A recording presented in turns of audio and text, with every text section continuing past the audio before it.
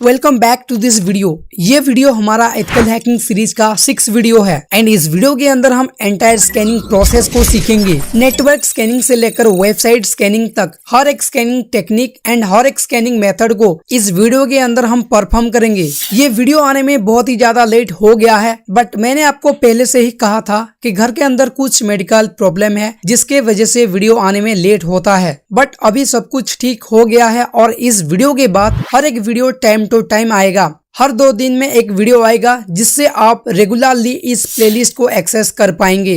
And इस video को आगे बढ़ाने से पहले अगर आपने ये लैब सेटअप वाला वीडियो नहीं देखा है तो जाकर सबसे पहले इस वीडियो को देखो, क्योंकि इस वीडियो के अंदर बहुत ही डिटेल में बताया गया है कि आप किस तरह से खुद के लिए एक वर्चुअल हैकिंग लैब क्रिएट कर सकते हो। एंड इस लैब के अंदर हम एंटायर एथिकल हैकिंग को सीखेंगे, तो आप लोग जाओ उस वीडियो को देखो और खुद के लिए एक वर्चुअल हैकिंग लैब क्रिएट करो, ताकि हम इस वीडियो के अंदर जो कुछ भी सीखेंगे, जो कुछ भी प्रैक्टिकली परफॉर्म करेंगे, वो सारी चीजें आप उस लैब के अंदर परफॉर्म कर पाएंगे। तो गाइस, अभी तक आपने भी इस वीडियो को लाइक नहीं किया है तो प्लीज वीडियो को लाइक कर दे एंड प्लीज इस चैनल को सब्सक्राइब कर दे इस एंटायर प्लेलिस्ट को एक्सेस करने के लिए। एंड नीचे आप अपना नाम और लोकेशन जरूर कमेंट करें ताकि मुझे भी पता चले कि वीडियो कहाँ तक पहुँच रहा है। उसके साथ साथ और कौन सी टॉपिक पर आप वीडियो चाहते हो वो भी नीचे आप कमेंट कर सकते हो। तो देखो, इस एंटायर वीडियो के अंदर हम स्कैनिंग क्या होता है ये सीखेंगे, टीसीपी आईपी कम्युनिकेशन क्या होता है इसको भी देखेंगे। उसके बाद हम देखेंगे कि टीसीपी आईपी मॉडल क्या होता है और इन मॉडल के अंदर कौन कौन सी लेयर होता है उनको भी समझेंगे। देन उसके बाद हम समझेंगे 3-वे हैंडशेक या फिर टीसीपी हैंडशेक जिसे कहते हैं वो कैसे काम करता है और किस तरह से 3-वे हैंडशेक को परफॉर्म किया जाता है। इन सारी चीजों को ओवरऑल हम डिटेल में समझेंगे। फिर उसके बाद हम डिफरेंट तरह की स्कैनिंग टेक्निक्स को परफॉर्म करेंगे, स्कैनिंग को डिस्कस करेंगे, जिससे आप इजीली किसी भी नेटवर्क को या फिर किसी भी वेबसाइट को स्कैन कर पाएंगे और उसके अंदर जो कुछ भी वल्नरेबिलिटीज है या फिर जो कुछ भी लूप होल है उनको आप फाइंड आउट कर पाएंगे। फिर उसके बाद हम एनमैप को सीखेंगे, एनमैप को यूज करेंगे। फिर उसके बाद हम वायरशार्क को यूज करेंगे। तो यहाँ पर जो एनमैप एंड वायरशार्क है ये बेसिकली दोनों नेटवर्क स्कैनिंग टूल है, इनकी हेल्प से हम नेटवर्क को स्कैन करते हैं।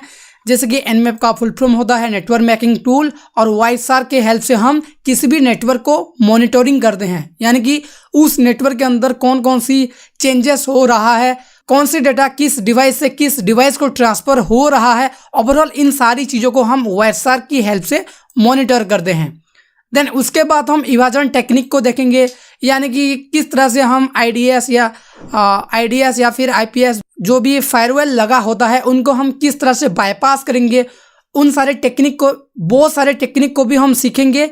देन उसके बाद हम सीखेंगे एनमैप स्क्रिप्टिंग को, यानी कि आप किस तरह से खुद की स्क्रिप्टिंग रेडी कर सकते हैं एनमैप के अंदर, वो भी सीखेंगे इस वीडियो के अंदर। यानी कि दोस्तों ये वीडियो कंप्लीटली नेटवर्क स्कैनिंग के ऊपर बेस होगा। आप इस वीडियो को देखने के बाद एक नेटवर्क को फुल्ली स्कैन कर सकते हो, एक वेबसाइट को फुल्ली स्कैन कर सकते हो। तो देखो, प्रैक्टिकली नेटवर्क को स्कैन करने से पहले हमें कुछ थियोरेटिकली कॉन्सेप्ट को समझना पड़ेगा। तो चलिए सबसे पहले हम थियोरेटिकली कॉन्सेप्ट को समझ लेते हैं। तो सबसे पहले हम देखते हैं कि स्कैनिंग क्या होता है। Scanning is a set up process for identifying live host, ports and service, discovery operating system and architecture of the target system, identifying vulnerabilities and threats in network.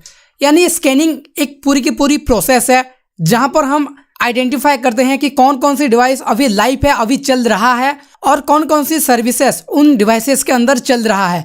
फिर उसके बाद उस डिवाइस के अंदर कौन सा ऑपरेटिंग सिस्टम चल रहा है, उस डिवाइस का आर्किटेक्चर क्या है, ये सारी चीज़ें हम स्कैनिंग प्रोसेस के अंदर फाइंड आउट करते हैं। और उसके साथ साथ उस डिवाइस के अंदर कौन कौन सी वल्नरेबिलिटीज है, कौन कौन सी थ्रेट्स काम करेगा, इसको भी हम फाइंड आउट करते हैं स्कैनिंग प्रोसेस के अंदर।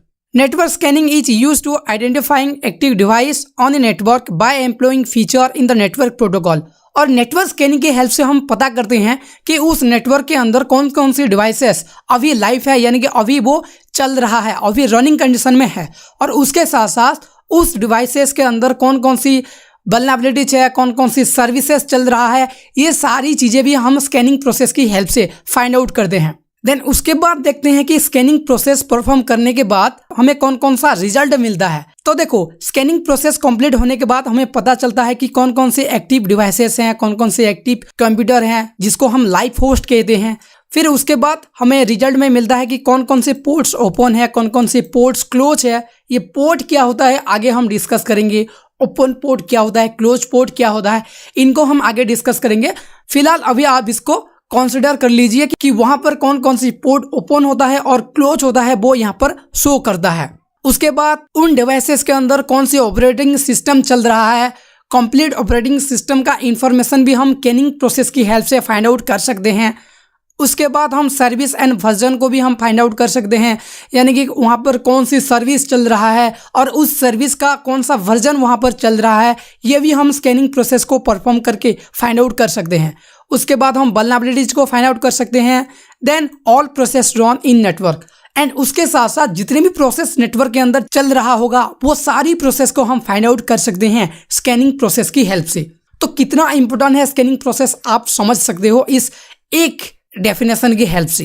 देन उसके बाद हम बात करते हैं कि OSI मॉडल क्या होता है और TCP/IP मॉडल क्या होता है। तो देखो ये बेसिकली दो मॉडल है जहां पर डिफरेंट तरह के लेयर होते हैं और जो हेल्प करता है डेटा को ट्रांसफर होने में एक डिवाइस से दूसरी डिवाइस तक। ये जो दोनों के दोनों मॉडल है, ये दोनों मॉडल एक नेटवर्क के अंदर ही काम करते हैं और यहाँ पर डिफरेंट लेयर होते हैं, डिफरेंट स्टेजेस होते हैं, जिन स्टेज को फॉलो करके डेटा ट्रांसफर होता है। तो सबसे पहले हम देखते हैं कि OSI मॉडल क्या होता है। तो OSI मॉडल बेसिकली एक डेटा ट्रांसफर मॉडल होता है जिस मॉडल को फॉलो करके डेटा ट्रांसफर होता है एक डिवाइस से दूसरी डिवाइस तक। तो यहाँ पर बेसिकली 7 डिफरेंट तरह के लेयर होता है। पहला होता है एप्लीकेशन लेयर, दूसरा होता है प्रेजेंटेशन लेयर, तीसरा होता है सेशन लेयर, देन चौथा होता है transport layer, then network layer, then data link layer, then physical layer. इन लेयर को अगर आपको डिटेल में समझना है तो नीचे आपको फुल नेटवर्किंग का वीडियो मिल जाएगा, जिस वीडियो की हेल्प से आप डिटेल में OSI मॉडल को समझ सकती हो। ठीक उसी तरह और एक मॉडल होता है TCP/IP मॉडल, जिसका फुल फॉर्म होता है ट्रांसमिशन कंट्रोल प्रोटोकॉल और इंटरनेट प्रोटोकॉल मॉडल। तो यहाँ पर बेसिकली 4 मॉडल होता है। एक होता है एप्लीकेशन लेयर, दूसरा होता है ट्रांसपोर्ट लेयर, तीसरा होता है इंटरनेट लेयर और चौथा होता है नेटवर्क एक्सेस लेयर। तो देखो यहाँ पर ये जो पहला का जो 3 लेयर है, एप्लीकेशन लेयर, प्रेजेंटेशन लेयर और सेशन लेयर, ये तीनों लेयर यहाँ पर मर्ज हो जाते हैं TCP/IP मॉडल के अंदर और फॉर्मेशन होते हैं एप्लीकेशन लेयर। ठीक उसी तरह यहाँ पर जो ट्रांसपोर्ट लेयर होता है, यहाँ पर भी ट्रांसपोर्ट लेयर होता है। ठीक उसी तरह यहाँ पर नेटवर्क लेयर जैसे होता है, यहाँ पर भी इंटरनेट लेयर होता है, सिर्फ यहाँ पर नेम चेंज हो गया है। और यहाँ पर जो डेटा लिंक लेयर है और जो फिजिकल लेयर है, ये दोनों लेयर मर्ज होकर यहाँ पर नेटवर्क एक्सेस लेयर में कन्वर्ट हो जाते हैं। बट यहाँ पर हमें यहाँ पर गौर करना होगा ट्रांसपोर्ट लेयर के अंदर, क्योंकि यहाँ पर 2 प्रोटोकॉल होता है, एक होता है TCP प्रोटोकॉल और एक होता है UDP प्रोटोकॉल। ये दोनों प्रोटोकॉल की बेस पर ही हम एक नेटवर्क को या फिर एक वेबसाइट को स्कैन करेंगे। तो ये दोनों प्रोटोकॉल होते हैं ट्रांसपोर्ट लेयर के अंदर। तो अब हम इन दोनों प्रोटोकॉल को और थोड़ा सा डीप में समझेंगे। तो देखो TCP stand for transmission control protocol. It is a connection oriented protocol, means the connection established between both the end of the transmission. तो देखो TCP का फुल फॉर्म होता है ट्रांसमिशन कंट्रोल प्रोटोकॉल और ये एक कनेक्शन ओरिएंटेड प्रोटोकॉल होता है, यानी कि अगर इस प्रोटोकॉल की हेल्प से डेटा ट्रांसफर होता है तो वो कनेक्शन तब तक रहेगा जब तक डेटा एक डिवाइस से दूसरी डिवाइस तक कंप्लीटली ट्रांसफर ना हो जाए। For creating connection, TCP generate a virtual circuit between sender and receiver for the duration of transmission।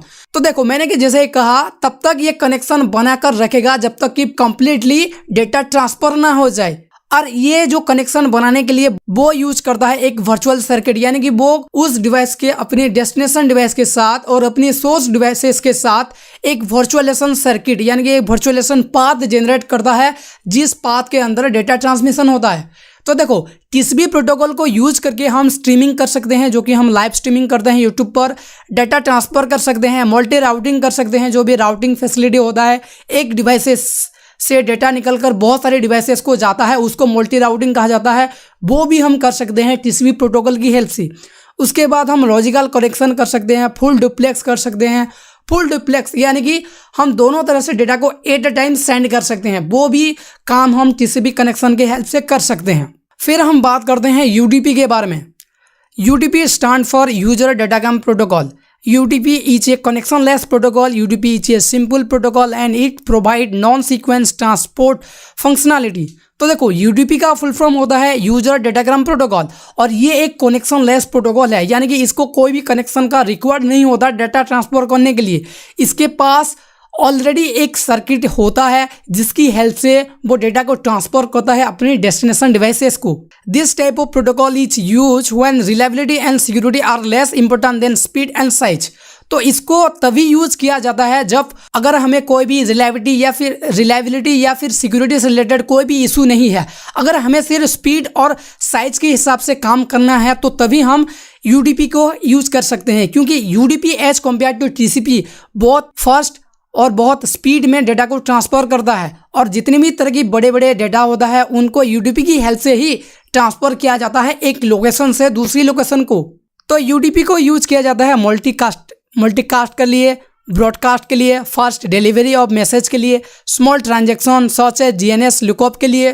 तो इसको यूज किया जाता है मल्टीकास्ट, यानी कि अगर आप कोई भी स्ट्रीमिंग कर रहे हो जो कि डिफरेंट डिवाइसेस पर दिखेगा या फिर डिफरेंट लोकेशन पर दिखेगा, तो तभी आप UDP को यूज कर सकते हो, क्योंकि UDP का डाटा ट्रांसफर रेट बहुत ही स्पीड होता है, बहुत ही हाई होता है। ठीक उसके साथ साथ ब्रॉडकास्ट करने के लिए भी हम UDP को यूज कर सकते हैं, कोई भी मैसेज को फास्ट डिलीवर करने के लिए भी यूज कर सकते हैं और बहुत ही स्मॉल ट्रांजैक्शन को परफॉर्म करने के लिए भी हम UDP को यूज करते हैं।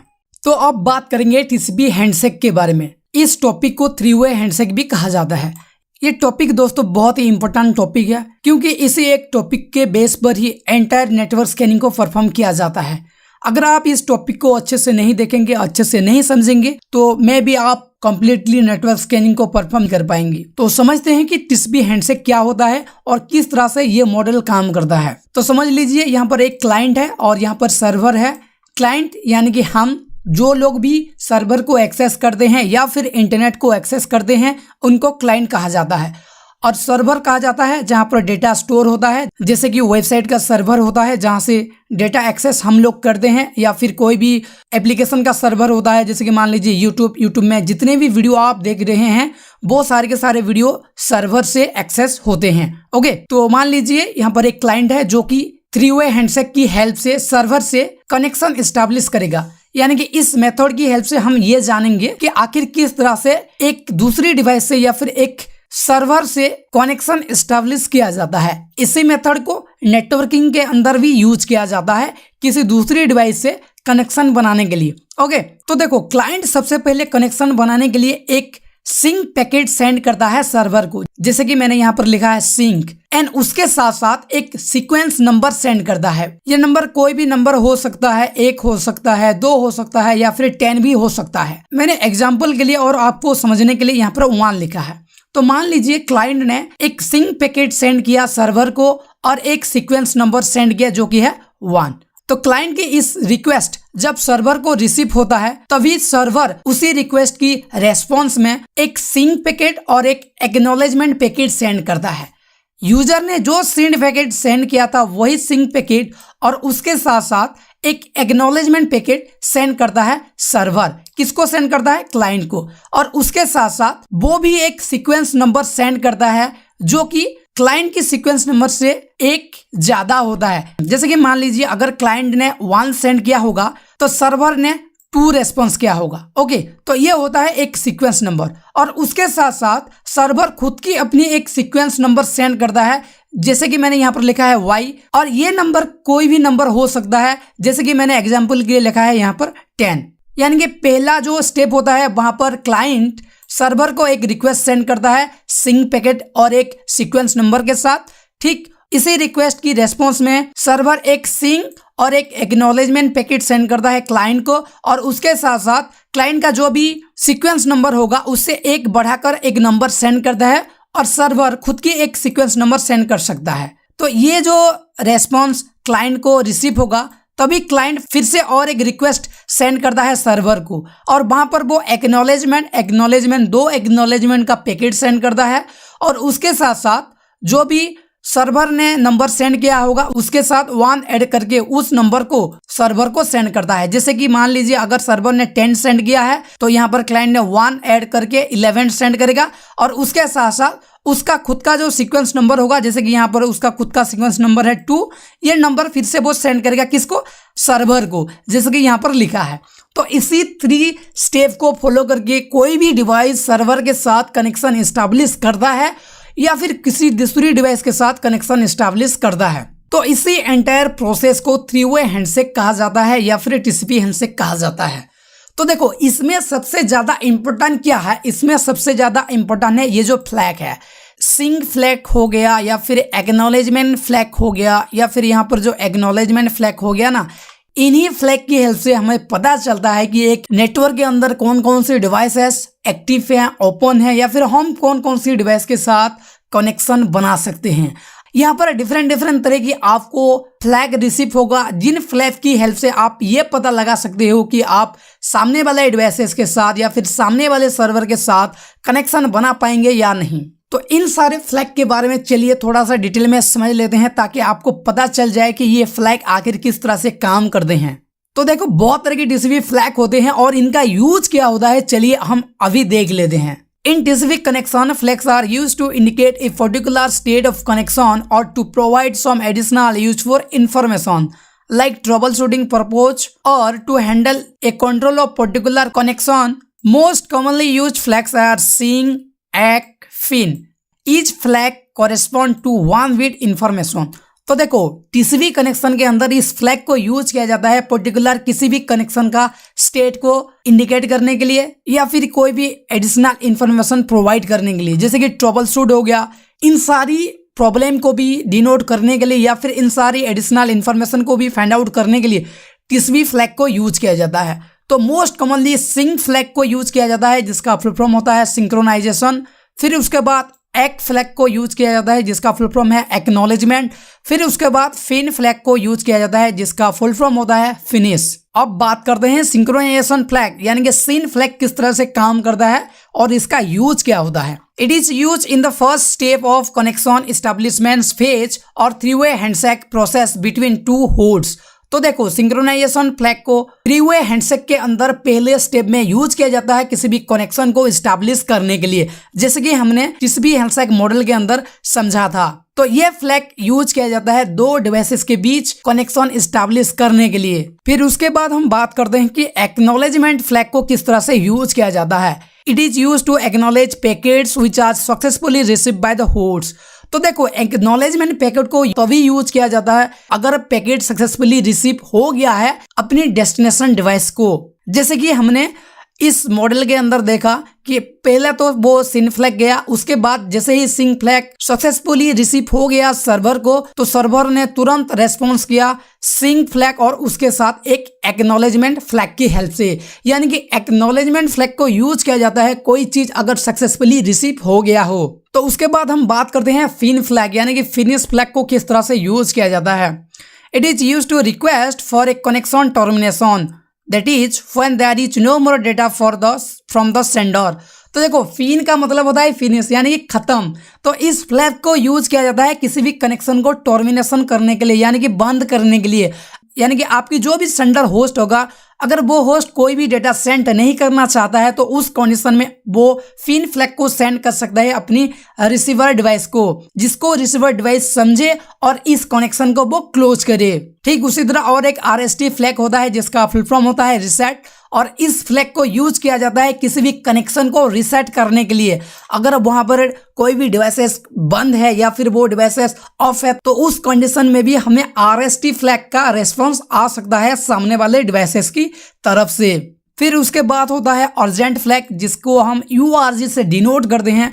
तो इसका मतलब होता है अर्जेंट। अगर आपको कोई भी पैकेट अर्जेंटली सेंड करना है सामने वाले डिवाइसेस को या फिर सामने वाले होस्ट को तो आप वहां पर अर्जेंट फ्लैग को यूज कर सकते हैं अपने टीसीपी कनेक्शन के अंदर, जिसकी हेल्प से आपका जो भी डेटा होगा वो अर्जेंटली ट्रांसफर होगा आपकी सामने वाले डिवाइस को। फिर उसके बाद पुश फ्लैग होता है। तो देखो ये जो पुश फ्लैग है ना ये लगभग सेम होता है अर्जेंट फ्लैग की तरह, क्योंकि पुश फ्लैग की हेल्प से आप जबरदस्ती किसी भी डेटा को सामने वाला डिवाइस को या फिर आपकी जो भी रिसीविंग होस्ट होगा वहां पर पुश करते हैं, यानी कि फोर्सफुली एक डेटा को डिलीवर करते हैं अपनी रिसीवर होस्ट को। फिर उसके बाद एक विंडो फ्लैग होता है जिसको हम WND कहते हैं। तो इसको यूज किया जाता है किसी भी विंडोज की साइज को डिनोट करने के लिए। जैसे कि यहाँ पर लिखा है it is use to communicate the size of the receiver window to the sender, यानी कि कितना अमाउंट, कितनी साइज की डेटा ट्रांसफर होगा दोनों कनेक्शन के अंदर, तो उसके लिए यूज किया जाता है विंडो फ्लैग को। ठीक उसके जैसा और एक फ्लैग होता है जो कि है चेकसॉम। तो इसको यूज किया जाता है किसी भी कनेक्शन है या नहीं वो वेरीफाई करने के लिए चेकसॉम फ्लैग को यूज किया जाता है एक नेटवर्क के अंदर। फिर उसके बाद और एक फ्लैग होता है जो कि सीक्वेंस नंबर, जैसे कि हमने वहां पर देखा कि जब भी कोई भी कनेक्शन बनाने के लिए ट्रैक करता है तो वो एक सीक्वेंस नंबर सेंड करता है। तो ये भी एक तरह का फ्लैग है जहां पर हम एक नंबर को डिनोट करते हैं जिससे हमारा आइडेंटिफिकेशन हो पाए एक नेटवर्क के अंदर या फिर इंटरनेट के अंदर। तो अलग अलग डिवाइसेस अलग अलग सीक्वेंस नंबर को यूज करते हैं खुद को डिनोट करने के लिए, क्योंकि एक सर्वर पर एक साथ एक टाइम पर बहुत सारे डिवाइसेस रिक्वेस्ट सेंड करते हैं डेटा को एक्सेप्ट करने के लिए, और ऐसे में सर्वर को पता नहीं चलता कि कौन सी डिवाइसेस किस रिक्वेस्ट को सेंड किया है। तो इसी प्रॉब्लम से बचने के लिए सीक्वेंस नंबर को यूज किया जाता है, और हर एक डिवाइसेस डिफरेंट और अलग अलग सीक्वेंस नंबर को यूज करता है खुद को डिनोट करने के लिए। तो इन्हीं सारे फ्लैग को यूज किया जाता है किसी भी कम्युनिकेशन के अंदर। इन सारी चीज़ों को आप हम प्रैक्टिकली देखेंगे ताकि आपको अच्छे से समझ में आ जाए कि आखिर किस तरह से इन सारे डीसीपी फ्लैग को यूज किया जाता है और एक नेटवर्क को स्कैनिंग किया जाता है। तो देखो आज की इस एंटायर वीडियो के अंदर हम जितनी भी चीजें प्रैक्टिकल करेंगे ना, बहुत सारे के सारे एनमैप और वाइटस्टार के अंदर करेंगे, क्योंकि एनमैप की हेल्प से हम एंटायर नेटवर्क को स्कैन कर पाते हैं, एंटायर वेबसाइट को स्कैन कर सकते हैं, और उसके साथ साथ कोई भी पर्टिकुलर सर्वर को स्कैन कर सकते हैं। और जो हमारा वाइटस्टार जो टूल है उसकी हेल्प से हम किसी भी नेटवर्क को मॉनिटर कर सकते हैं, एक नेटवर्क के अंदर कौन कौन सी चेंजेस हो रहा है, कौन कौन से डेटा की ट्रांसफर हो रहा है, वो सारे कुछ हम वाइटस्टार की हेल्प से मॉनिटर कर सकते हैं। तो बिना टाइम वेस्ट किए मैं फटाफट से काली मशीन को ऑन कर लेता हूँ। बट उससे पहले आपको यहाँ पर एक चीज़ सेट करना पड़ेगा, जो यहाँ पर नेटवर्क एडेप्टर है इसको आपको होस्ट ओनली सिलेक्ट करना पड़ेगा। यहाँ पर by default NAT net connection select होता है, बट आपको यहाँ से होस्ट ओनली सिलेक्ट करना है। तो उसके लिए आपको simply edit virtual machine setting पर क्लिक करना है। तो आपके सामने कुछ इस तरह का इंटरफेस शो करेगा। यहाँ पर आपको नेटवर्क एडेप्टर पर क्लिक करना है और यहाँ से आपको होस्ट ओनली पर क्लिक करके इसको सिलेक्ट कर लेना है। तो मैं फटाफट से इसको ऑन कर लेता हूँ।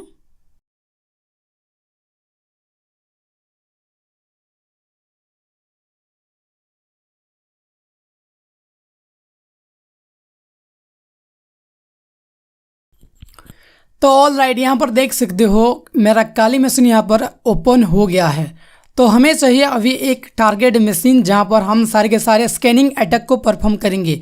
तो उसके लिए मैं यहाँ पर यूज करने वाला हूँ मेटास्प्लोइटेबल 2 मशीन को, जो कि एक वल्नरेबल मशीन है, और उसके साथ साथ मैं विंडोज 7 को यूज़ करूँगा स्कैनिंग परफॉर्म करने के लिए। तो चलिए सबसे पहले मेटास्प्लोइट को हम ओपन कर लेते हैं। तो यहाँ पर भी आपको नेटवर्क एडेप्टर पर होस्ट ओनली सेलेक्ट करना है, जैसे कि यहाँ पर सिलेक्ट है। अगर आपके पास कुछ और ऑप्शन सेलेक्ट हैं तो आप जैसे मैंने बताया उस हिसाब से चेंज कर सकते हो। तो मैं इसे ऑन कर लेता हूँ।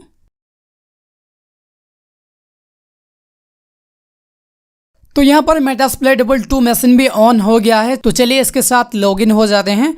तो इसका यूज़र आईडी है MSF एडमिन और पासवर्ड भी है MSF एडमिन। तो इसको एक बार क्लियर कर लेते हैं ताकि कंसोल क्लियर हो जाए। ओके, तो फिलहाल मैं अभी एक ही मशीन को ऑन करता हूँ, विंडोज 7 जो है उसको बाद में ऑन करेंगे। तो चलते हैं काली मशीन की ओर। तो सबसे पहले हमें यहाँ पर चेक करना पड़ेगा कि हमारा जो nmap टूल है वो यहाँ पर इंस्टॉल है या नहीं। तो काली के अंदर बाय डिफ़ॉल्ट प्री इंस्टॉल आता है nmap, और उसके साथ साथ वायरशार्क भी प्री इंस्टॉल आता है। तो एक बार चेक कर लेते हैं। तो आपको यहाँ पर एप्लीकेशन बटन पर क्लिक करना है, देन यहाँ पर सर्च करना है nmap। तो देख सकते हो यहाँ पर ऑलरेडी इंस्टॉल है। अगर आपके सिस्टम में इंस्टॉल नहीं है तो आप गूगल से इंस्टॉल कर सकते हो। तो उसके बाद वायरशार्क को चेक करते हैं। वायरशार्क, तो वायरशार्क भी यहाँ पर इंस्टॉल है। तो हमें किसी भी दूसरी तरह से इंस्टॉल करने का कोई भी ज़रूरत नहीं है। तो मैं कंसोल को ओपन कर लेता हूँ। थोड़ा सा मैं कंसोल को जूम कर लेता हूँ।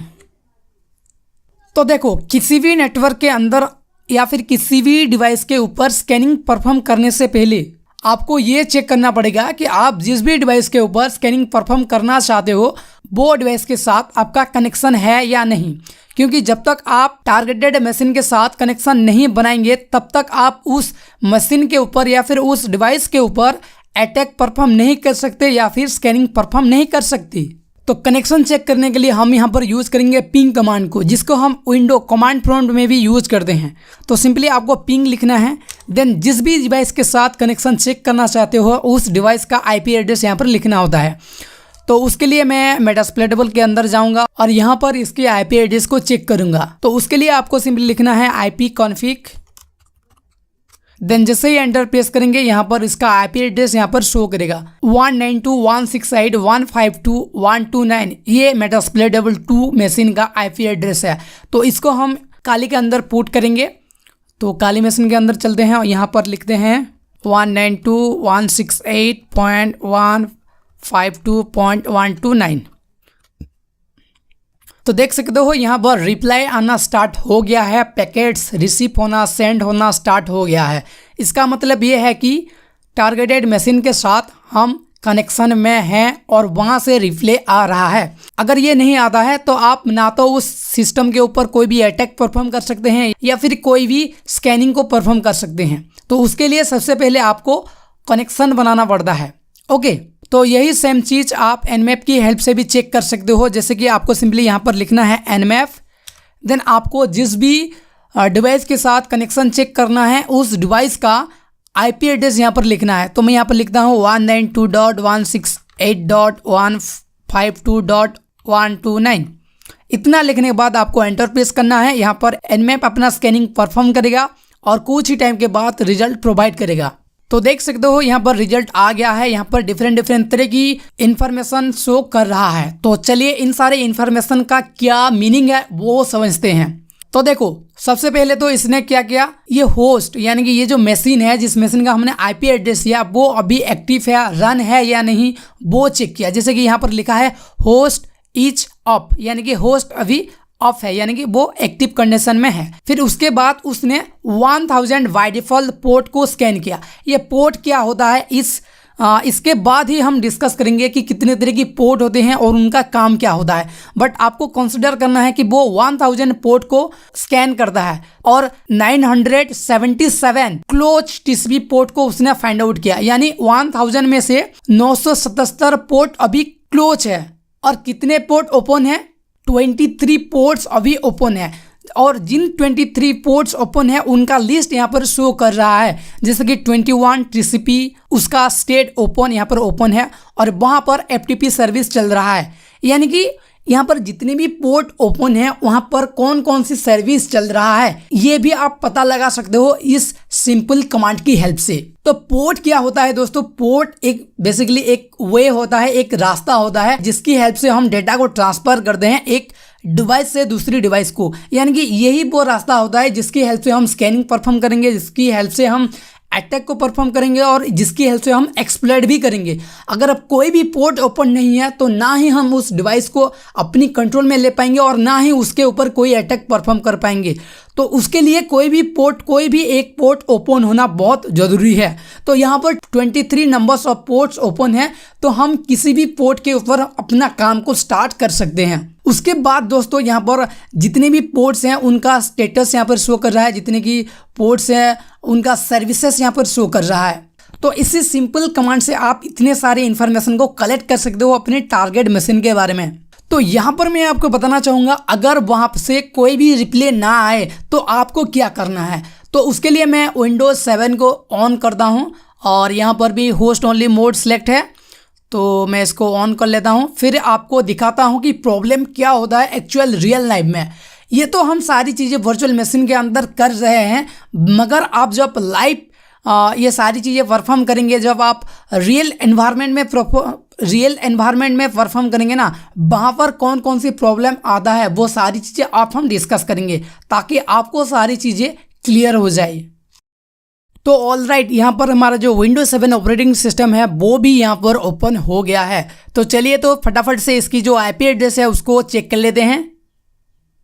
तो उसके लिए हमें यहाँ पर लिखना पड़ेगा CMD, देन इसको ऑन कर लेते हैं। देन यहाँ पर आपको कमांड में लिखना है ipconfig। ध्यान रखिए, लिनक्स ऑपरेटिंग सिस्टम को यूज़ कर रहे हैं तो आपको ifconfig लिखना है। अगर आप विंडो ऑपरेटिंग सिस्टम को यूज़ कर रहे हैं तो आपको ipconfig लिखना है। सिर्फ p की जगह f और f की जगह p चेंज होता है। ओके, तो मैं एंटर करता हूँ। तो इसका जो IP एड्रेस है वो है 192.168.152.132। तो एक बार इस IP एड्रेस के साथ चेक करते हैं कि कनेक्शन हुआ या नहीं। तो उसके लिए मैं और एक टैब को ओपन करता हूँ। ओके, इसको भी थोड़ा सा जूम कर लेता हूँ। तो यहाँ पर सबसे पहले तो मैं पिंग कमांड की हेल्प से चेक करूँगा। तो मैं यहाँ पर पिंग लिखा, देन यहाँ पर मैं लिखता हूँ 196.168.152.132। आई थिंक 32 होगा, मैं चेक कर लेता हूँ एक बार। हाँ जी हाँ, 132 है। तो चेक करते हैं इसके साथ कनेक्शन में है या नहीं। तो पिंग रिक्वेस्ट सेंड हो गया है, देखते हैं रिप्ले में कुछ मिलता या नहीं। तो देख सकते हो दोस्तों, बहुत टाइम हो गया है मैंने रिक्वेस्ट सेंड किया है, बट अभी तक वहाँ से कोई भी रिप्ले नहीं आ रहा है, क्योंकि वहाँ पर उसका जो फायरवॉल है, विंडो ऑपरेटिंग सिस्टम का जो फायरवॉल है ब्रो, वो आपकी रिक्वेस्ट को ब्लॉक करता है। तो अभी आपको यहाँ पर कोई भी रिप्ले नहीं मिल रहा है। तो ऐसा प्रॉब्लम आता है रियल लाइफ कंडीशन में, जो आप रियल लाइफ एनवायरनमेंट में ये सारी चीज़ें ट्राई करेंगे तो वहाँ पर हम क्या करेंगे, तो वहाँ पर हम यूज़ कर सकते हैं ARP कमांड को, जिसका मतलब होता है एड्रेस रिजोल्यूशन प्रोटोकॉल।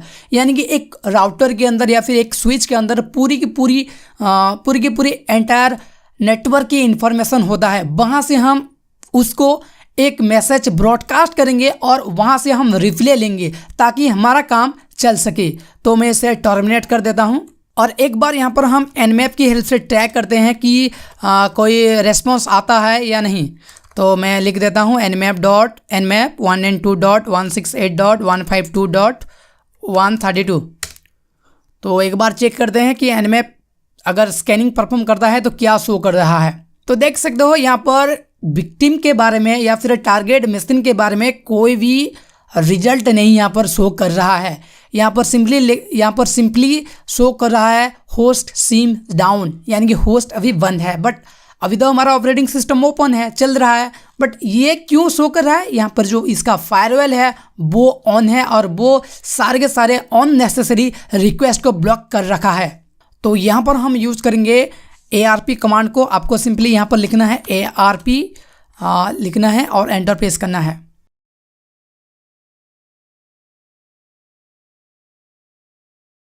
तो यहाँ पर देख सकते हो 1 बाय 1 हर एक डिवाइस का IP एड्रेस यहाँ पर शो कर रहा है। एक नेटवर्क के अंदर जितने भी डिवाइसेस अभी एक्टिव हैं उन सारे डिवाइसेस का IP एड्रेस यहाँ पर आपको शो करेगा और उसके साथ साथ जो मैक एड्रेस है वो भी यहाँ पर शो कर रहा है। तो देख सकते हो ऑल राइट, यहाँ पर 4 डिवाइसेस एक्टिव है। तो पहला जो डिवाइस है 192.168.152.1, ये किसका IP एड्रेस है, ये है हमारा काली मशीन का IP एड्रेस। और जो दूसरा IP एड्रेस है 132 जो लास्ट में है, ये है विंडोज 7 का IP एड्रेस। और ये जो IP एड्रेस है 152.254, ये हमारा ब्रॉडकास्ट का IP एड्रेस है। और ये जो लास्ट में 129 है, ये हमारा मेटास्प्लाइट डबल मशीन का IP एड्रेस है। तो हमें तो पता चल गया कि वो जो विंडो ऑपरेटिंग सिस्टम को डाउन दिखा रहा था, ऑफ दिखा रहा था, वो एक्टिव है। बट फायरवॉल के चलते वो रिक्वेस्ट को ब्लॉक कर रहा था। तो वहाँ से हम कनेक्शन कैसे बनाएं, तो कनेक्शन बनाने के लिए हम वही सेम कमांड को यूज़ करेंगे, बट वहाँ पर कुछ हम एडिशनल पैरामीटर को ऐड करेंगे।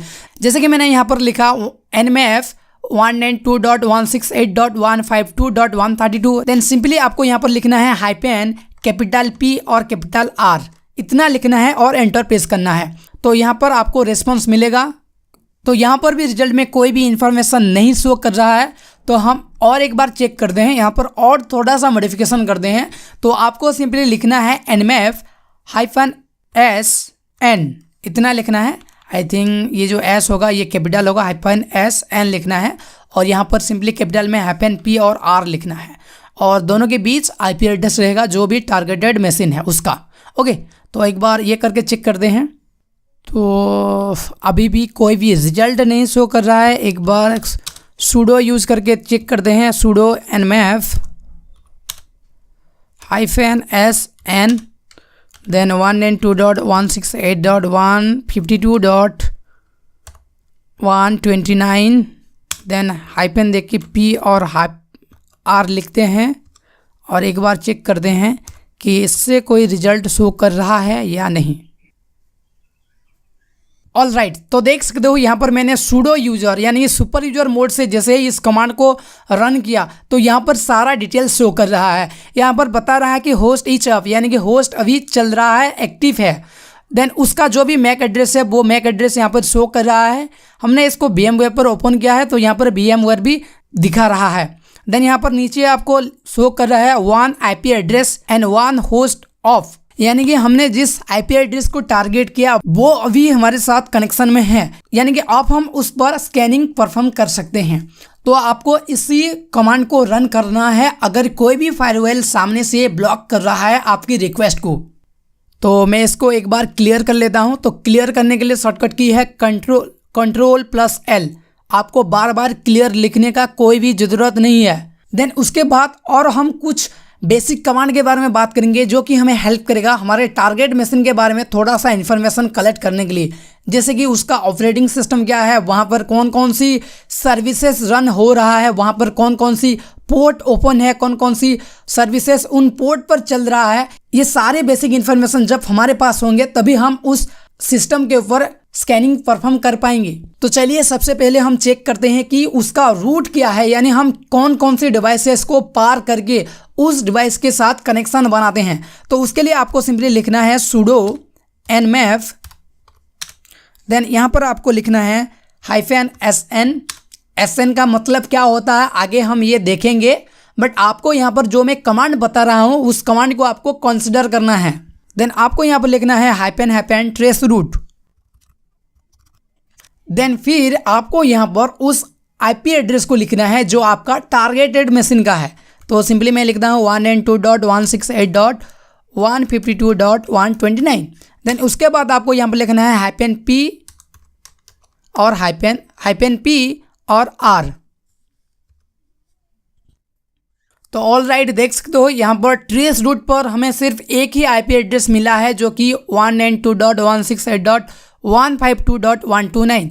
ये जो 129 है ये हमारा मेटास्प्लोइटेबल मशीन का IP एड्रेस है, जिसके साथ कोई भी उसके बीच में कोई भी एडिशनल डिवाइस नहीं है, जिसकी हेल्प कोई भी एडिशनल डिवाइस नहीं है, हम डायरेक्टली उसके साथ कनेक्शन में हैं। तो चलते हैं एक बार विंडो ऑपरेटिंग सिस्टम को चेक करते हैं। तो उसके लिए मैं IP एड्रेस चेंज कर लूँगा। उसका जो एंड में IP एड्रेस था 132 था, आई थिंक 132। एक बार चेक कर लेते हैं। जी हाँ 132 था। तो एक बार चेक कर लेते हैं इसको। तो मैं एंटर प्रेस करता हूँ। ऑल राइट, यहाँ पर भी हमें एक ही IP एड्रेस मिल रहा है, यानी कि जो भी हमारा टारगेट मशीन है उसका IP एड्रेस मिल रहा है। तो यानी कि हम डायरेक्टली उस डिवाइस के साथ कनेक्टेड है, कोई भी हमारे बीच में एडिशनल या फिर थर्ड एडिशनल डिवाइस नहीं है। ओके, तो डायरेक्ट कनेक्शन है, इसका मतलब ये है कि हम डायरेक्टली उस पर स्कैनिंग अटैक परफॉर्म कर सकते हैं। तो उसके बाद हम बात करते हैं कि वहाँ पर कौन से ऑपरेटिंग सिस्टम है। ये तो मैंने आपको बता दिया अभी ऑन करके कि ये विंडो ऑपरेटिंग सिस्टम है, ये लिनक्स ऑपरेटिंग सिस्टम है, बट एक्चुअली में आप स्कैनिंग की हेल्प से कैसे फाइंड आउट करेंगे कि वहाँ पर उस डिवाइस के अंदर कौन सी ऑपरेटिंग सिस्टम चल रहा है। तो एक बार मैं इसको क्लियर करता हूँ फिर आपको बताता हूँ। तो उसके लिए कमांड है, आपको सिंपली लिखना है यहाँ पर nmap-o लिखना है आपको यहाँ पर, o यानी कि OS डिटेक्शन। ओके, देन उसके बाद जो भी आपका टारगेट मशीन का IP एड्रेस है वो लिखना है। तो मैं लिखता हूँ 192.168.152.129। तो एक बार चेक करते हैं। तो यहाँ पर शो कर रहा है OS can required root privilege, यानी कि हम इसको रूट यूजर से ही एक्सेस कर सकते हैं। तो मैं इस कमांड को एक बार लिख देता हूं और स्टार्टिंग में sudo लगा देता हूं। sudo से सुपर यूजर मोड है। देन उसके बाद इस कमांड को लिखना है और एंटर प्रेस करना है। तो देखते हैं रिजल्ट में क्या शो करता है। तो ऑल राइट, यहाँ पर नीचे आप देख सकते हो इसका जो OS है वो एक लिनक्स कर्नल है, वो एक लिनक्स कर्नल है, यानी कि यहाँ पर लिनक्स ऑपरेटिंग सिस्टम चल रहा है। देन यहाँ पर नेटवर्क डिस्टेंस बता रहा है 1 होप, यानी कि और हमारे और उस टारगेट मशीन के अंदर एक ही डिवाइसेस का डिफरेंस है, यानी कि हम वो डिवाइस हैं जिसके साथ वो डायरेक्टली कनेक्ट है, हमारे बीच में कोई भी अदर डिवाइस नहीं है। देन उसके बाद यहाँ पर आपको उसका मैक एड्रेस मिल जाएगा जो कि VMware के अंदर चल रहा है, यानी कि हमें ये भी पता चल रहा है कि ये रियल होस्ट है या फिर एक वर्चुअल होस्ट है। तो चलिए एक बार हम विंडो मशीन के ऊपर ये कमांड रन करते हैं। तो मैं फिर से क्लियर कर देता हूँ। देन यहाँ पर आपको लिखना है sudo nmap-o, ध्यान रखिए ओ कैपिटल होना चाहिए।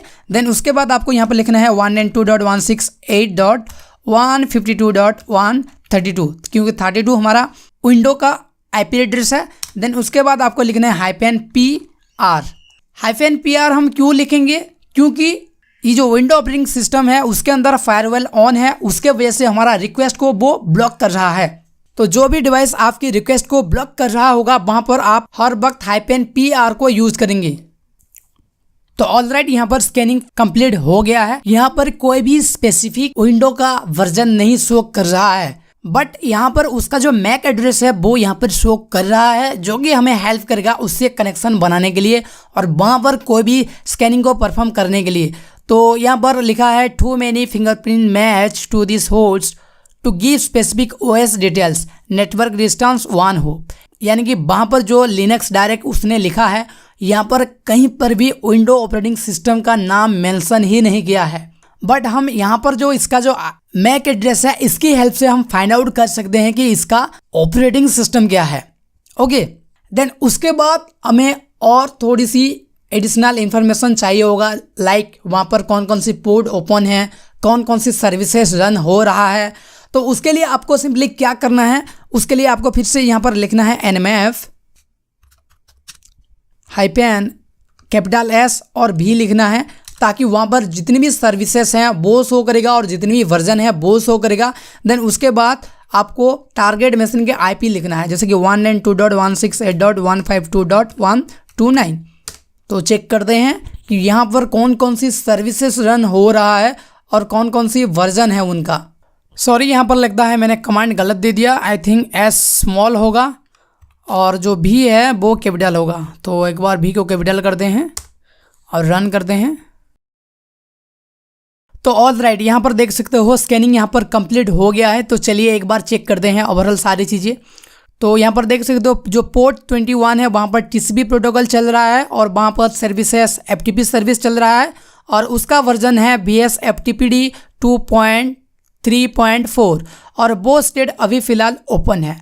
तो मैंने आपको पहले से ही बताया था कि nmap बाय डिफ़ॉल्ट 1000 पोर्ट को स्कैन करता है, यानी कि जो 6500 समथिंग पोर्ट होते हैं ना, उन सारे पोर्ट में से सिर्फ और सिर्फ 1000 पोर्ट को ही स्कैन करता है। ओके, तो यहाँ पर जितने भी पोर्ट ओपन है उनका रिजल्ट यहाँ पर शो हो गया है और उन पोर्ट में जो भी सर्विसेज चल रहा है उनका भी नाम यहाँ पर शो हो रहा है। तो ओवरऑल ये हमें बहुत हेल्प करेगा उस डिवाइस के अंदर घुसने के लिए और उसको कंट्रोल करने के लिए। तो देख सकते हो यहाँ पर जितनी भी वर्जन है वो यहाँ पर शो हो रहा है। यहाँ पर आप फाइंड आउट कर सकते हो कि कौन सी वर्जन पर आप एक्सप्लॉइट रन कर सकते हो, कौन सी वर्जन का आप एक्सप्लॉइट बना सकते हो और उस एक्सप्लॉइट की हेल्प से आप मेटास्प्लॉइटेबल मशीन को अपनी एक्सेस में ले सकते हो। आप यही सेंड कमांड को विंडो में भी अप्लाई कर सकते हो और चेक कर सकते हो कि वहाँ पर कौन कौन सी पोर्ट ओपन है, कौन कौन सी सर्विसेज चल रहा है। तो चलिए एक बार वहाँ पर ट्राई करते हैं। तो आपको सिंपली यहाँ पर लिखना है, वही कमांड को लिखना है और लास्ट में आपको हाइफन देकर P और R को कैपिटल में लिखना है और यहाँ पर जो विंडो मशीन का IP एड्रेस है वो देना है, जो कि है 132। तो एक बार चेक कर लेते हैं। तो यहाँ पर भी सिम्स डाउन शो कर रहा है। तो यहाँ पर मैं sudo की हेल्प से करता हूँ, sudo। ऑलराइट, यहाँ पर तो कुछ तो रिजल्ट शो कर रहा है जो हमें अभी दिखेगा। तो देखो यहाँ पर लिखा है होस्ट इज अप, यानी कि होस्ट अभी रन हो रहा है।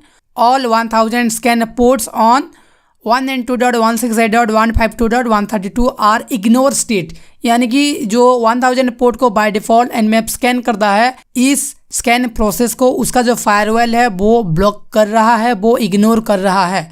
जैसे कि यहाँ पर लिखा है 1000 filter TCP port no response, यानी कि वहाँ पर सारे पोर्ट फिल्टर हो गए हैं, यानी कि जो उसका जो फायरवॉल है वो 1 बाय 1 हर एक रिक्वेस्ट को फिल्टर किया और उनको इग्नोर किया। तो ये फिल्टर पोर्ट क्या होता है, ओपन पोर्ट क्या होता है, क्लोज पोर्ट क्या होता है, इसके बारे में ना अब बात करेंगे ताकि आपको समझ में आ जाए इनका मीनिंग क्या होता है और कौन सी टाइम पर क्या आने से हम क्या परफॉर्म करेंगे।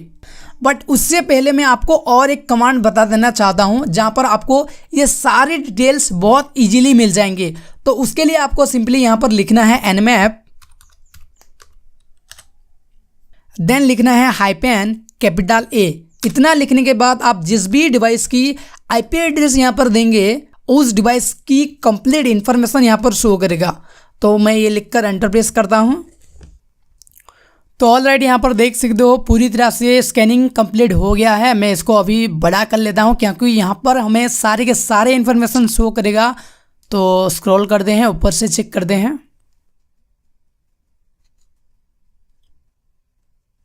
तो यहाँ पर जितने भी पोर्ट ओपन हैं उन सभी का रिजल्ट यहाँ पर शो कर रहा है और वहाँ पर कौन कौन सी सर्विसेज, कौन कौन सी वर्जन चल रहा है वो भी यहाँ पर शो कर रहा है। उसके साथ साथ आपको यहाँ पर इसका जो ऑपरेटिंग सिस्टम है वो भी यहाँ पर शो कर रहा होगा। मैं आपको नीचे जाकर दिखा देता हूँ।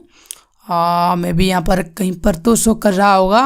OS यूनिक्स, यहाँ पर यूनिक्स ऑपरेटिंग सिस्टम चल रहा है और कंप्यूटर का नेम है मेटास्प्रेडेबल, यानी कि इसने अभी नाम भी बता दिया कि उस कंप्यूटर का नाम क्या है, यानी कि उस डिवाइस के नाम क्या है। तो उसका नाम है मेटास्प्रेडेबल।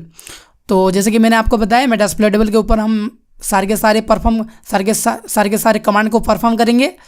देन उसके बाद यहाँ पर जो भी वल्नरेबिलिटीज है वो भी यहाँ पर शो कर रहा होगा, जिसको हम अभी थोड़ी ही देर के बाद डिटेल में डिस्कस करेंगे। तो ये जो कमांड है ना दोस्तों, ये बहुत ही इंपॉर्टेंट कमांड है जिसकी हेल्प से हम सारे के सारे इन्फॉर्मेशन फाइंड आउट कर सकते हैं अपनी टारगेट मशीन के बारे में।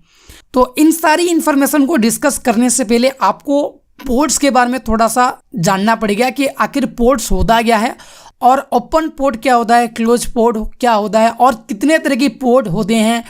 इन सारी का नॉलेज आपको पास होना चाहिए, तभी आप इन सारी चीज़ों को यूज़ करके और एडवांस लेवल पर स्कैनिंग को परफॉर्म कर पाएंगे। तो चलिए थोड़ा सा पोर्ट्स के बारे में जान लेते हैं। तो अब हम बात करेंगे पोर्ट्स के बारे में, पोर्ट्स की कौन कौन से स्टेट होते हैं उनके बारे में, आखिर पोर्ट्स किस तरह से काम करता है, कितने तरह की पोर्ट्स होते हैं, इन सभी चीज़ों के बारे में आप हम बात करेंगे। तो देखो, a port is a virtual point for network connection start and end. Port are software based and managed by a computer operating system.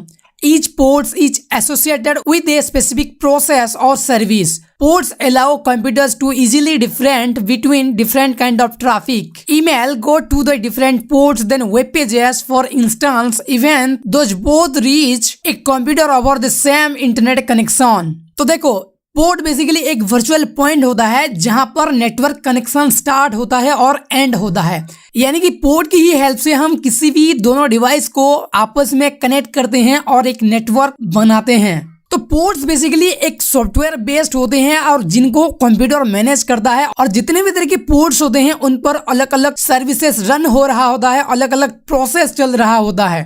और पोर्ट्स की ही वजह से हम डिफरेंट सर्विसेज को और डिफरेंट ट्रैफिक को डिफरेंशियल करते हैं, उनके अंदर जो भी डिफरेंट है उनको हम फाइंड आउट करते हैं। तो ऐसे समझ लीजिए कि पोर्ट्स एक तरह का वर्चुअल वे होता है जहां पर डेटा ट्रांसफर होता है, जहां पर हम कनेक्शन एस्टैब्लिश करते हैं सामने वाले डिवाइसेस के साथ। Then ports are standardized across all network connected devices with each port assigned a number.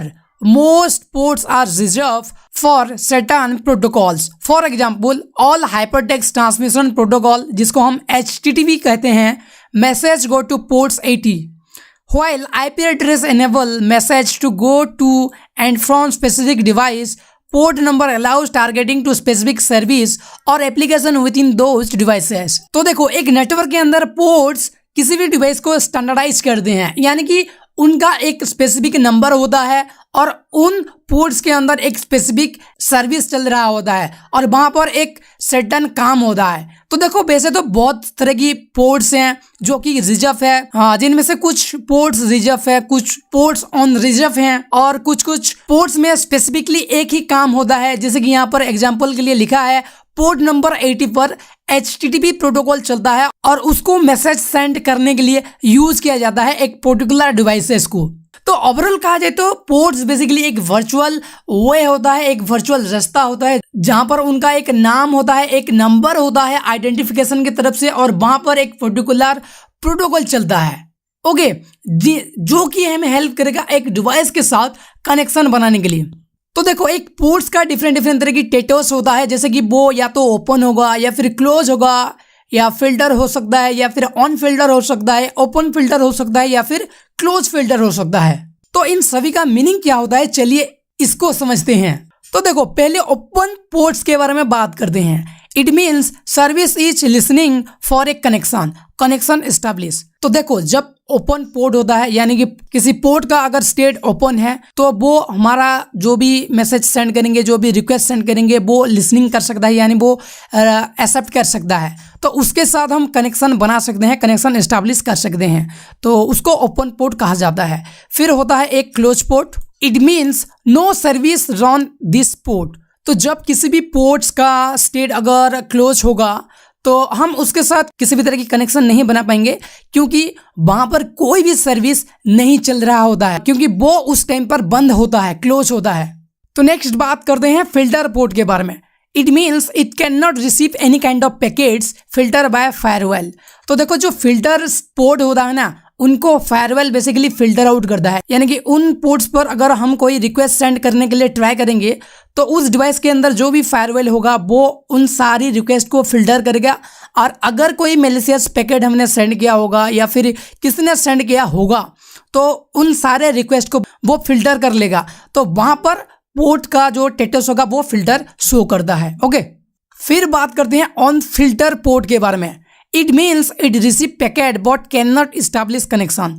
तो जो ऑन फिल्टर पोर्ट होते हैं ना, वहां पर अगर हम कोई भी पैकेट सेंड करते हैं, कोई भी डेटा को रिक्वेस्ट करते हैं, तो वहां पर वो पैकेट तो उस डिवाइस को रिसीव होगा, बट उसके साथ हम कनेक्शन नहीं बना सकती, क्योंकि जब हम कनेक्शन बनाने के लिए रिक्वेस्ट सेंड करेंगे, तो उस डिवाइस के अंदर जो भी फायरवेल होगा उसको वो डिनाई कर देगा, यानी कि वो उसको एक्सेस नहीं देगा। तो वो पोर्ट को कहा जाता है ऑन फिल्टर पोर्ट। तो फिर हम बात करते हैं ओपन फिल्टर पोर्ट क्या होता है। इट मीन्स पोर्ट ओपन और फिल्टर। तो देखो, जब भी रिजल्ट में किसी भी पोर्ट का अगर ओपन फिल्टर स्टेट शो कर रहा है, तो इसका मतलब ये हो सकता है कि वो पोर्ट या तो ओपन होगा या फिर फिल्टर होगा। ओपन हो सकता है तो उसके साथ हम कनेक्शन बना पाएंगे, मगर वो फिल्टर होगा तो उसके साथ हम कनेक्शन नहीं बना पाएंगे, क्योंकि वहां पर फायरवेल लगा होगा। हम जितने भी पैकेट सेंड करेंगे, तो वहां पर फायरवेल उन सारी पैकेट को वो डिनाइन कर देगा। तो उस पोर्ट को ओपन फिल्टर पोर्ट कहा जाता है। तो वहां पर पोर्ट का जो स्टेट होगा वो है ओपन फिल्टर स्टेट। ओके, फिर हम बात करते हैं क्लोज फिल्टर क्या होता है। इट मीन्स पोर्ट्स क्लोज और फिल्टर। तो क्लोज फिल्टर का मीनिंग होता है या तो वो पोर्ट क्लोज होगा या फिर फिल्टर आउट होगा। अगर क्लोज होगा तब भी हम कनेक्शन नहीं बना पाएंगे, अगर फिल्टर होगा तब भी हम कनेक्शन नहीं बना पाएंगे, क्योंकि अगर वो फिल्टर होगा वहां पर फिर से अगेन एक फायरवेल लगा होगा जो हमारा रिक्वेस्ट को ब्लॉक करेगा। तो बेसिकली 6 डिफरेंट तरह की स्टेट होता है एक पोर्ट का। तो ये डिपेंड करता है कि वो पोर्ट फिलहाल किस कंडीशन में है। अगर वो ओपन है तो हम उसके साथ कनेक्शन बना पाएंगे और वहां पर हम स्कैनिंग परफॉर्म कर पाएंगे। मगर वो क्लोज है या फिर फिल्टर है या फिर ऑन फिल्टर है, तो वहां पे थोड़ा सा हमें प्रॉब्लम होगा उसके साथ कनेक्शन बनाने के लिए, क्योंकि वहां पर फायरवेल लगा होगा जो हमारा रिक्वेस्ट को ब्लॉक करेगा और डिनाइन कर देगा। तो यहाँ पर मैं कुछ पोर्ट्स का नंबर यहाँ पर आपको दिखाना चाहूंगा और वहां पे जो भी प्रोसेस चलता है उसका डिटेल दिखाना चाहूंगा। उसके साथ प्रोटोकॉल्स कौन सा होता है, उसका काम क्या होता है, ये सारी चीजें आप सिर्फ इस एक पिक्चर से जान सकती हो। तो पहला है पोर्ट नंबर 20। तो पोर्ट नंबर 20 पे जो प्रोसेस होता है वो है एफटीपी डेटा प्रोसेस, और वहाँ पर प्रोटोकॉल यूज होता है टीसीपी प्रोटोकॉल। जैसे कि मैंने आपको पहले से ही बताया, सारे के सारे प्रोसेस बेसिकली टीसीपी और यूडीपी प्रोटोकॉल पर ही होते हैं, और वहाँ पर उसका काम होता है फाइल ट्रांसफ़र करने का। जो भी डाटा है उसको ट्रांसफ़र करने के लिए यूज़ किया जाता है टीसीपी प्रोटोकॉल को, और वहाँ पर प्रोसेस चलता है एफटीपी डाटा। देन 21 नंबर का जो पोर्ट है वहाँ पर एफटीपी जो प्रोसेस है वो चलता है, और यहाँ पर भी प्रोटोकॉल में टीसीपी प्रोटोकॉल चलता है, और इसका भी काम होता है कंट्रोल करना। कब कंट्रोल करेगा? जब फाइल ट्रांसफ़र होगा तभी ये प्रोटोकॉल कंट्रोल करता है इस प्रोसेस को। देन 22 नंबर पोर्ट्स पर चलता है एसएसएच प्रोसेस, 23 नंबर पोर्ट पर चलता है टेलनेट प्रोसेस, फिर 25 पर एसएमटीपी, इसी तरह जितने भी पोर्ट हैं यहाँ पर उन सभी का प्रोसेस आप यहाँ से उठा सकते हो, जान सकते हो, और उनके अंदर कौन कौन सी प्रोटोकॉल यूज हो रहा है यह भी आप यहाँ से जान सकते हो। उनका काम क्या होता है वो भी यहाँ पर डिस्क्रिप्शन में लिखा है। आप इन चीज़ों को पढ़ के और ज़्यादा डिटेल में पोर्ट्स एंड उनका प्रोसेस को फाइंड आउट कर सकती हो। तो आप इसका एक स्क्रीनशॉट लीजिए जो आपको बहुत ही ज़्यादा हेल्प करेगा। तो चलिए थोड़ा सा इन सभी की एक प्रैक्टिकल देख लेते हैं, देन उसके बाद फिर हम नेक्स्ट टॉपिक की ओर चलेंगे। ओके, तो ऑल राइट, वापस से मैं काली मशीन के अंदर आ गया हूं। तो यहाँ पर सबसे पहले हम पोर्ट स्कैनिंग करेंगे। जो भी फिल्टर पोर्ट होते हैं, ऑन फिल्टर पोर्ट होते हैं, ओपन या फिर क्लोज पोर्ट होते हैं, उनको किस तरह से डिस्कवर किया जाता है वो चलिए जान लेते हैं। तो ये सारी चीज़ें मैं मेटास्प्लॉइट टेबल मशीन 2 के अंदर परफॉर्म करूँगा। तो इसका जो भी आईपी एड्रेस है मैं आपको दिखा देता हूँ। इसका आईपी एड्रेस है 192.168.152.129। तो इस आईपी एड्रेस पर हम टारगेट करेंगे। तो सबसे पहले हमें चेक करना पड़ेगा कि नेटवर्क के अंदर होस्ट अभी एक्टिव है या नहीं। तो उसके लिए मैं यहाँ पर लिखता हूँ nmap-sn देन 192.168.152.129। तो एंटर प्रेस करता हूँ। तो ऑल राइट, यहाँ पर आप देख सकते हो, यहाँ पर रिजल्ट में होस्ट इज ऑफ लिख के आ रहा है, यानी कि इसका मतलब है अभी जो मशीन है वो नेटवर्क के अंदर एक्टिव है। तो यहाँ पर हमें पोर्ट स्कैनिंग करने के लिए हमें यूज़ करना पड़ेगा वही nmap कमांड को। तो इसके लिए मैं यहाँ पर लिखता हूँ nmap, देन यहाँ पर आपको लिखना पड़ेगा -p, यानी कि वो पोर्ट को स्कैन करेगा। देन इतना लिखने के बाद आपको यहाँ पर आईपी एड्रेस देना होगा जिस भी डिवाइस की पोर्ट को आप स्कैन करना चाहते हो। तो मैं सिंपली मेटास्प्लॉइट 2 मशीन का आईपी एड्रेस यहाँ पर दे देता हूँ। तो 192.168.152.129। देन जैसे ही मैं यहाँ पर एंटर प्रेस करूँगा तो यहाँ पर देख सकते हो एरर शो कर रहा है, क्योंकि यहाँ पर हमें एक पर्टिकुलर पोर्ट का नंबर देना होता है जो कि मैंने यहाँ पर नहीं दिया। तो मैं वापस से वही कमांड को यहाँ पर टाइप करूँगा। देन यहाँ पर हमें -p के बाद एक स्पेसिफिक पोर्ट का नंबर देना पड़ेगा। जैसे कि मैं यहाँ पर देता हूँ 80 एक पोर्ट का नंबर है। तो यहाँ पर आप किसी भी पोर्ट नंबर को यहाँ पर आप दे सकते हो। तो मैंने 80 देकर यहाँ पर जैसे ही एंटर प्रेस करूँगा तो यहाँ पर स्कैनिंग स्टार्ट हो जाएगा। तो ऑल राइट, देख सकते हो ये पोर्ट जो 80 पोर्ट है ये TCP पोर्ट है और यहाँ पर HTTP सर्विस रन होता है और अभी इसका स्टेट ओपन है, यानी हम इस पोर्ट पर अपना कनेक्शन बना सकते हैं और जो कुछ भी हम एक्सप्लॉइट करना चाहते हैं मशीन के ऊपर वो कर सकते हैं। तो देखो ये तो हो गया सिंगल पोर्ट को किस तरह से आप चेक करेंगे। बट अगर आपको मल्टीपल पोर्ट को एट ए टाइम चेक करना है, उनका स्टेटस क्या है, उनका स्टेट क्या है, तो वो कैसे करेंगे। तो उसके लिए भी आपको वापस से वही सेम कमांड को लिखना है। तो सिंपली आपको यहाँ पर लिखना पड़ेगा nmap-p, देन आपको -p के बाद मल्टीपल पोर्ट नंबर देना पड़ेगा। जैसे कि मैंने यहाँ पर लिखा 80, देन उसके बाद मैं कोमा देकर यहाँ पर लिखूंगा 21, देन कोमा देके यहाँ पर फिर से लिखूंगा 22, देन कोमा देके 23। देन उसके बाद आप जिस भी डिवाइस की पोर्ट को स्कैन करना चाहते हो उस डिवाइस का आप आईपी एड्रेस यहाँ पर दे सकते हो, जैसे कि यहाँ पर मैंने ऑलरेडी दिया हुआ है। तो ये सब देने के बाद आप जैसे ही एंटर प्रेस करेंगे तो इन सारी पोर्ट्स का आपको स्टेटस शो करेगा। जैसे कि यहाँ पर देख सकते हो मैंने 4 पोर्ट को यहाँ पर मेंशन किया, तो चारों का स्टेटस यहाँ पर ओपन दिखा रहा है। देन उसके बाद वो सारे के सारे TCP पोर्ट हैं और वहाँ पर कौन कौन सी सर्विसेज चल रहा है ये भी यहाँ पर शो कर रहा है। तो देख सकते हो जो 21 नंबर का पोर्ट है वहाँ पर FTP सर्विस चलता है, देन 22 नंबर की पोर्ट पर SSH सर्विस चलता है, देन 23 नंबर ऑफ पोर्ट्स पर टेलनेट सर्विस चलता है। तो आप इसी तरह से सिंगल पोर्ट को भी स्कैन कर सकते हो और मल्टीपल पोर्ट को भी स्कैन कर सकते हो। मगर आप एक पर्टिकुलर रेंज की पोर्ट को स्कैन करना चाहते हो तो वो भी आप कर सकते हो। तो सबसे पहले तो मैं कंसोल को क्लियर कर देता हूँ। देन यहाँ पर आपको वही सेम कमांड लिखना है, सिंपली nmap लिखना है, देन -p लिखना है। देन आप जिस भी रेंज की पोर्ट को स्कैन करना चाहते हो वो रेंज यहाँ पर आपको देना पड़ेगा। जैसे कि मुझे अगर 1 से लेकर अगर मुझे 1000 नंबर ऑफ पोर्ट्स को स्कैन करना है तो आपको इस तरह से रेंज देना पड़ेगा। देन उसके बाद आपको आईपी एड्रेस देना पड़ेगा। तो सिंपली मैं यहाँ पर दे देता हूँ 192.168.152.129। तो यहाँ पर देख सकते हो 1 से लेकर 1000 तक जितनी भी पोर्ट ओपन है उनका रिजल्ट यहाँ पर शो कर रहा है। जो 988 पोर्ट अभी क्लोज है उनका रिजल्ट यहाँ पर शो नहीं कर रहा है। तो यहाँ पर उनका स्टेट, उनका सर्विस और उनका पोर्ट का जो भी प्रोटोकॉल है वो यहाँ पर शो कर रहा है। मगर आप यहाँ पर जितने भी पोर्ट हैं उनका स्टेट जानना चाहते हो, फॉर एग्जांपल यहाँ पर अगर आप 65,535 नंबर ऑफ पोर्ट्स की स्टेट जानना चाहते हो तो आप उस कंडीशन में इसी कमांड को यूज़ करेंगे, बट थोड़ा सा आप उसमें चेंजेस करेंगे। तो मैं वही कमांड लिखता हूँ nmf-p, देन उसके बाद आपको यहाँ पर और एक हाइफन देना पड़ेगा। देन इसके बाद आपको IP एड्रेस देना पड़ेगा, तो सिंपली मैं दे देता हूँ। देन यहाँ पर आपको एंटर प्रेस करना पड़ेगा। तो यहाँ पर आपको जितने भी पोर्ट्स हैं सारे पोर्ट का स्टेट यहाँ पर शो करेगा।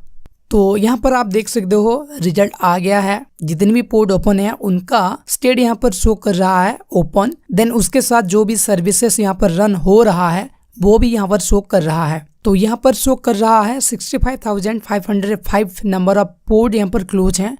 बाकी जितने भी पोर्ट ओपन है उनका रिजल्ट यहाँ पर शो कर रहा है। तो इस हिसाब से आप पर्टिकुलर पोर्ट को भी स्कैन कर सकते हो, एक रेंज ऑफ पोर्ट को भी स्कैन कर सकते हो, या फिर आप मल्टीपल पोर्ट को भी एट ए टाइम स्कैन कर सकते हो। अगर आप सर्विस बेस पर पोर्ट को स्कैन करना चाहते हो, जैसे कि TCP सर्विस हो गया या फिर UDP सर्विस हो गया, तो वो भी कर सकते हो।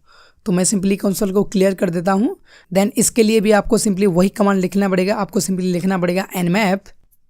तो यहाँ पर आपको UDP सर्विस को स्कैन करना है तो आपको लिखना पड़ेगा -s। देन यहाँ पर आपको कैपिटल U देना पड़ेगा। देन उसके बाद आपको यहाँ पर IP एड्रेस देना पड़ेगा।